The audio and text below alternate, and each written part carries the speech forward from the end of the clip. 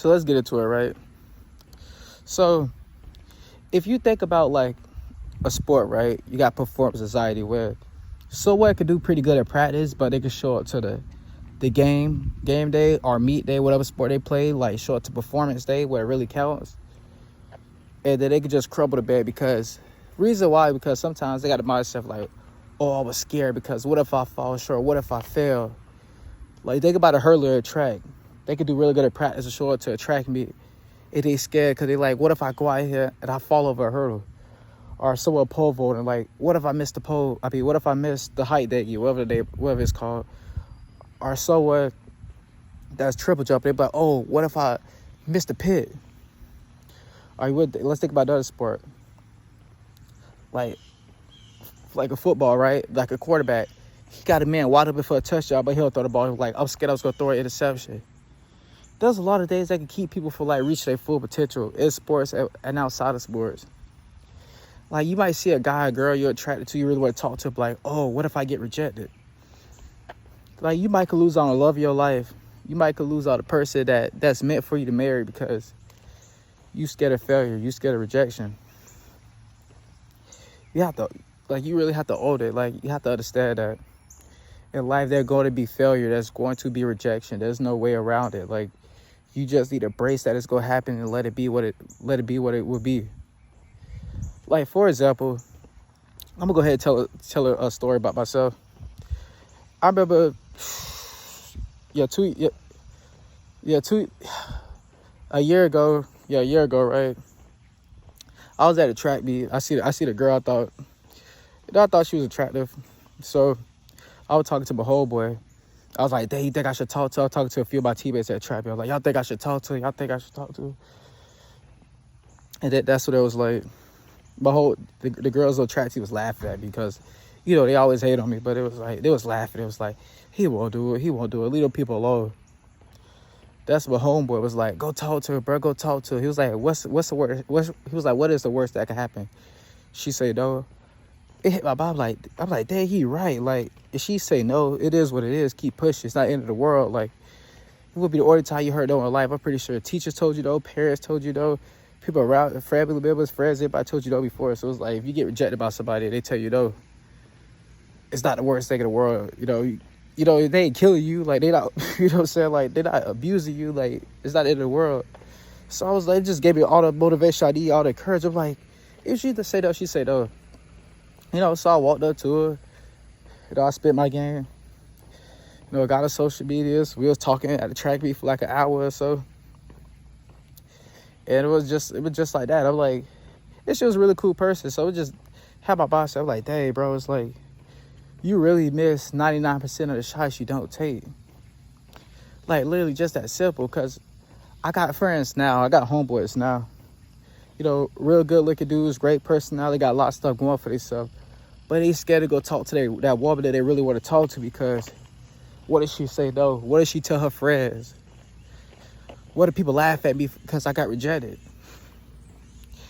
Like you gotta love it.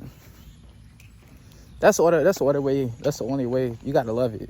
You gotta understand it's just part of the game. Like you go get rejected. You go fail.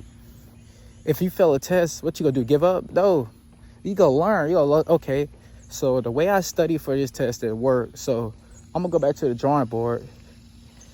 Then I'm going to 5 different ways to study for the very next test so that I can get a better grade.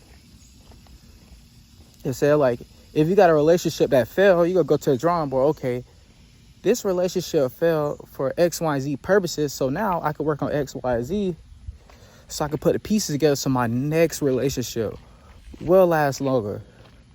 It will be much better. You get what I'm saying? You gotta learn from the failures. You gotta let the failures shape you into a better person. You get what I'm saying? Like if you see people around you also failing, learn from them. But okay, I will make the same mistakes this person made because I see the mistakes they made won't get me to where I need to get to. It won't. So if you know something not no good for you, why you keep doing it over and over again, right? So it's like, okay, if you fail over and over again, you're not learning from it. Like, what are you doing? How many times you gotta touch a hot stove to understand that the stove is hot?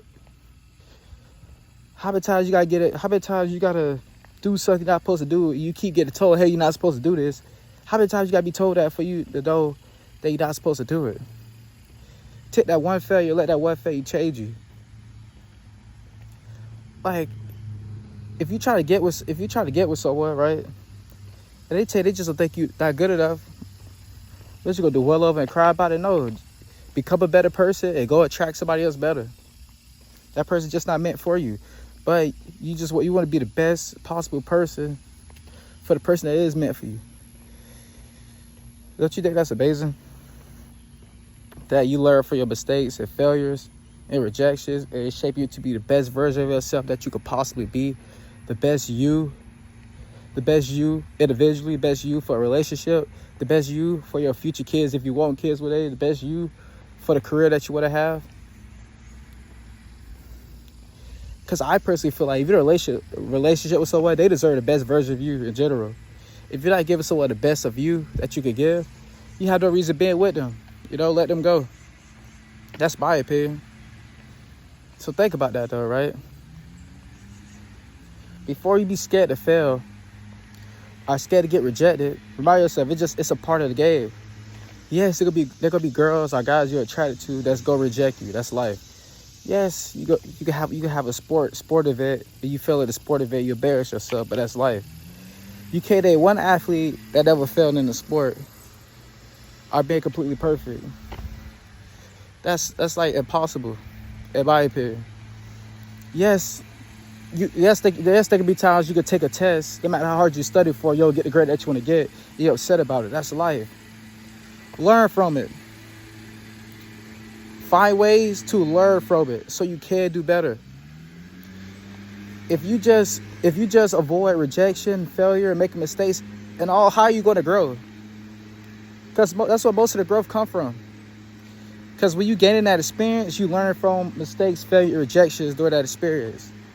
Because you talk to someone that got experience about, okay, I did this wrong, so I would have you avoid doing this wrong because I did this wrong. So if you avoid making the same mistakes I made, you could move much further at a faster pace than I did to get to your destination.